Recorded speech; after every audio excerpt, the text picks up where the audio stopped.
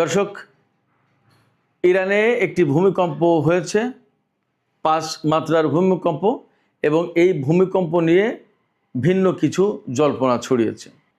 ভূমিকম্পের যে মূল কেন্দ্র ছিল, সেই কেন্দ্রের এলাকায় আমেরিকার একটি MQ-9 ড্রোন ভূপাতিত করা হয়েছে। এই যে ভূমিকম্পের যে কেন্দ্রস্থল, সেই জায়গায় মার্কিন ড্রোন কি করছিল এবং কেন গেল, এটা কিন্তু আর এক বড় প্রশ্ন। এবার সে আরও মজার কয়েকটা খবর আছে।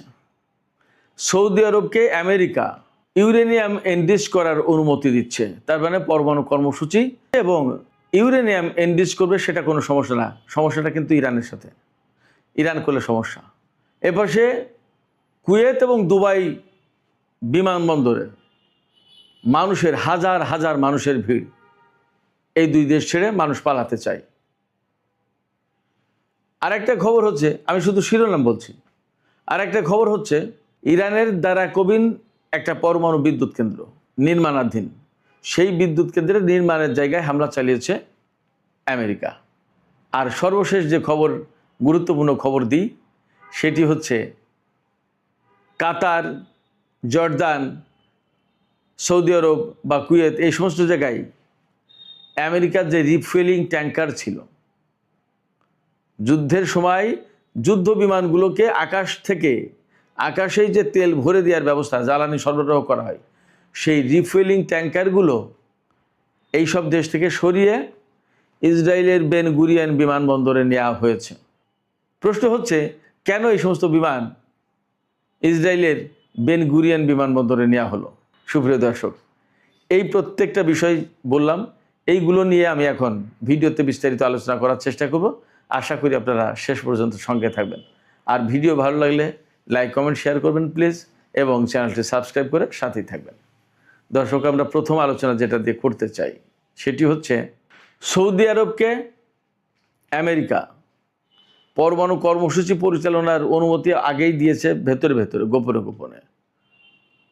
ট্রাম্প আগের বার যখন ক্ষমতা এসেছে তখনই দিয়েছে।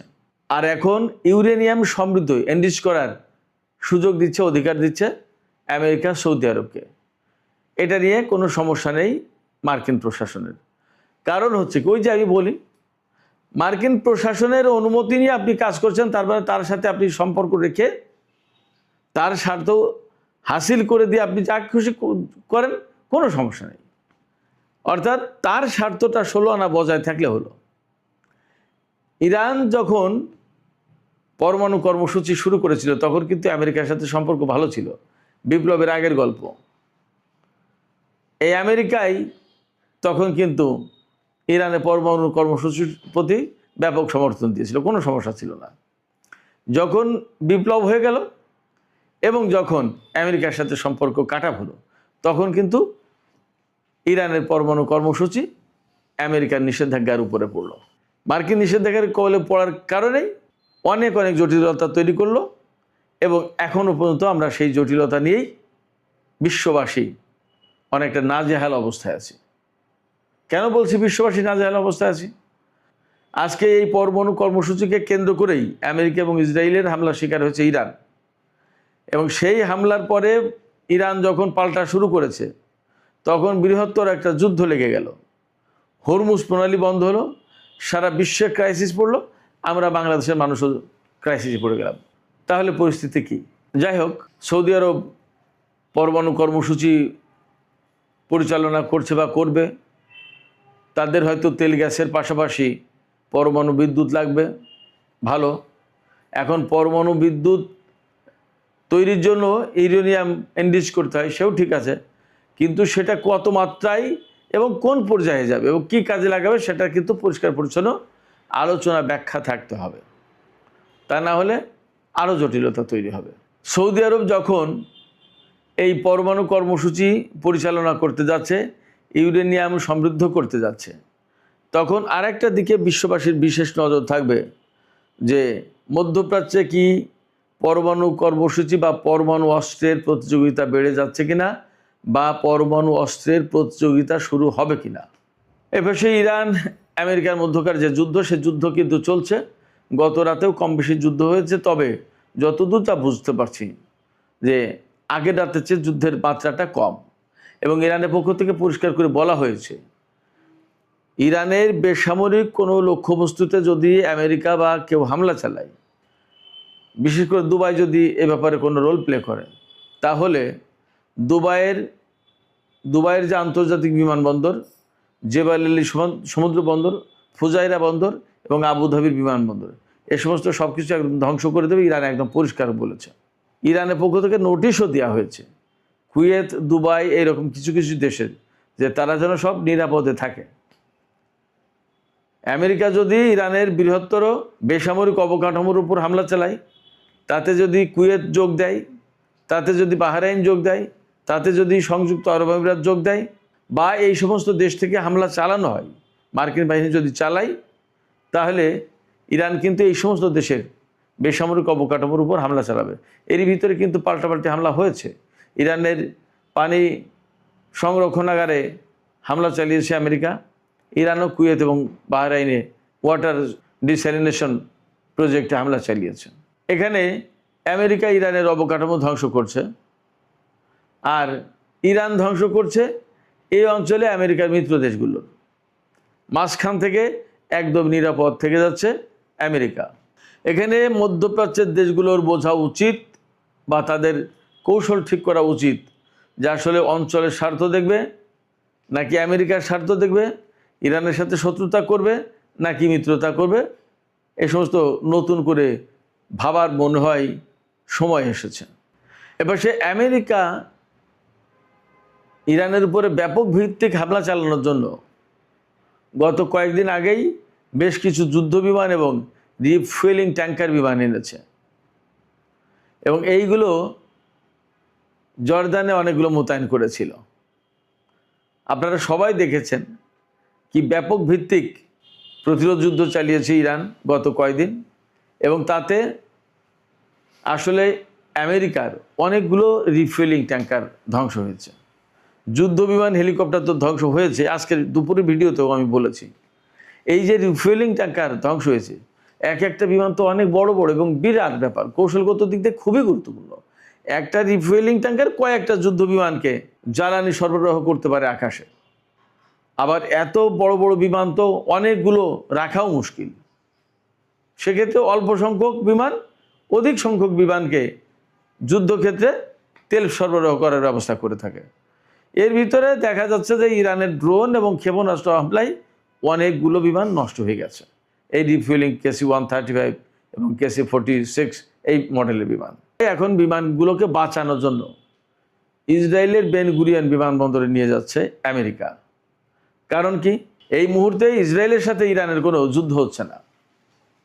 এই যে ইসরায়েলের সাথে ইরানের যুদ্ধ হচ্ছে না, এই সুবিধাটা নিয়ে আমেরিকা ইসরায়েলের বিমানগুলো রাখতে চায়, যাতে ইরান ওখানে তো আর হামলা চালাবে না।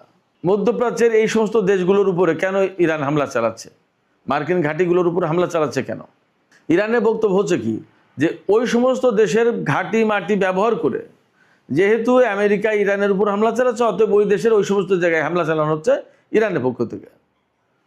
ইসরায়েলের বিমানবন্দর ব্যবহার করে যদি আমেরিকা ইরানের উপর হামলা চালায়, তাহলে ইসরায়েলের ওই সমস্ত বিমানবন্দরে হামলা চালাবে ইরান।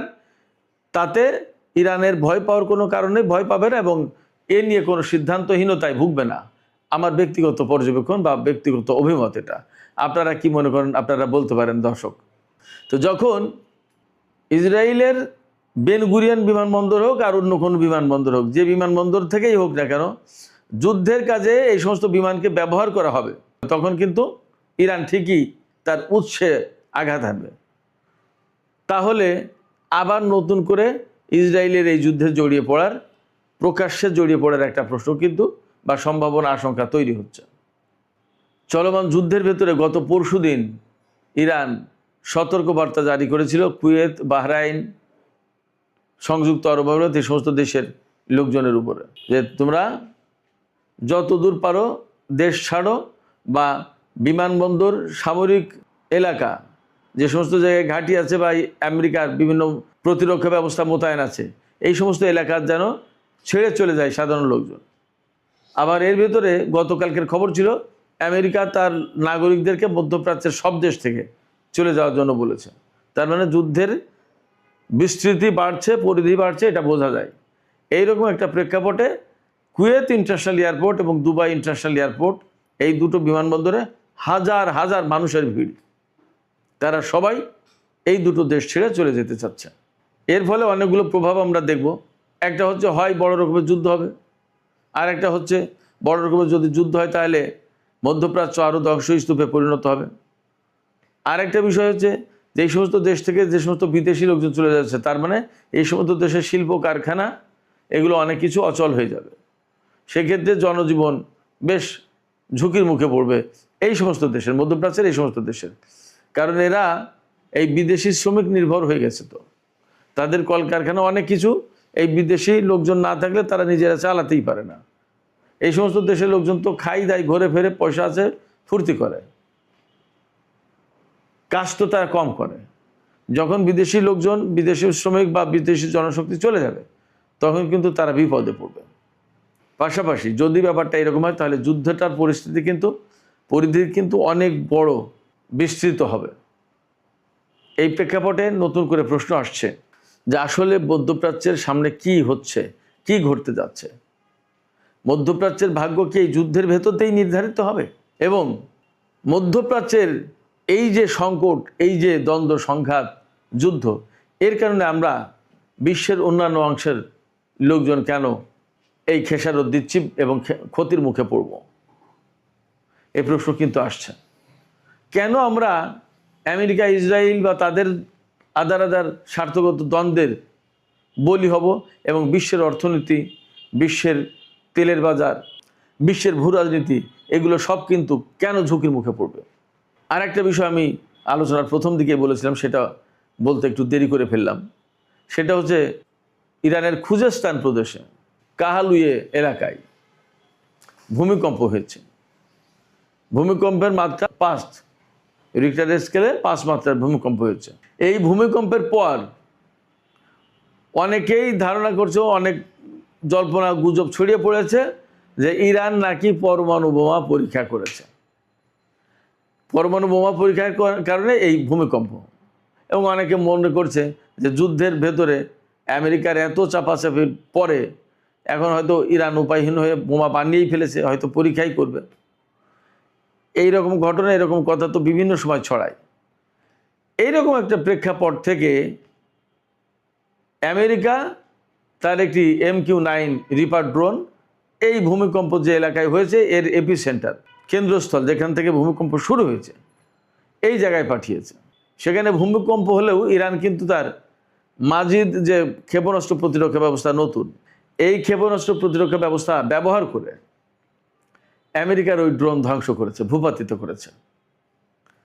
তাইলে এখন আশঙ্কা কিন্তু বেড়ে গেল এই কারণে, আমেরিকা অনেক কিছু জানা শোনার পরেই কিন্তু সেখানে ড্রোন পাঠানোর কথা। ওই ড্রোন দিয়ে হয়তো তথ্য সংগ্রহ করার চেষ্টা করছিল যে আসলে কি হয়েছে, সেটাকে তো ধ্বংস করে দিল ইরান। আসলে কি হয়েছে? ইরান কি পরমাণু পরীক্ষা চালিয়েছে নাকি চালায়নি আমরা জানি না। তবে যদি চালিয়েই থাকে তাহলে নিশ্চয়ই ঘোষণা আসবে এবং আমরা হয়তো জানতে পারবো পরে আসলে কি হচ্ছে, কি হলো, সেটা জানার আমরা অপেক্ষায় থাকলাম। সুপ্রিয় দর্শক, আলোচনা এখানেই শেষ করতে চাই। আলোচনা শেষের আগে আপনাদের কাছে আমি জানতে চাই, আমার প্রশ্ন আপনাদের কাছে, যে আপনারা কি মনে করছেন, আসলে কি ইরান পরমাণু বোমার পরীক্ষা চালালো? আর সৌদি আরব যদি ইউরেনিয়াম এনরিচ করতে পারে, সমৃদ্ধ করতে পারে, তাহলে ইরান কেন পারবে না? এটা কি কোনো যুক্তির কথা? আপনাদের মতামত জানাতে পারেন কমেন্টে। আর ভিডিও ভালো লাগলে আবারও বলি, লাইক, কমেন্ট, শেয়ার করবেন এবং চ্যানেলটি সাবস্ক্রাইব করে সাথেই থাকবেন। দর্শক, এখনকার আলোচনা এখানে শেষ করছি। আপনারা সবাই অনেক অনেক ভালো থাকুন। আল্লাহ হাফেজ।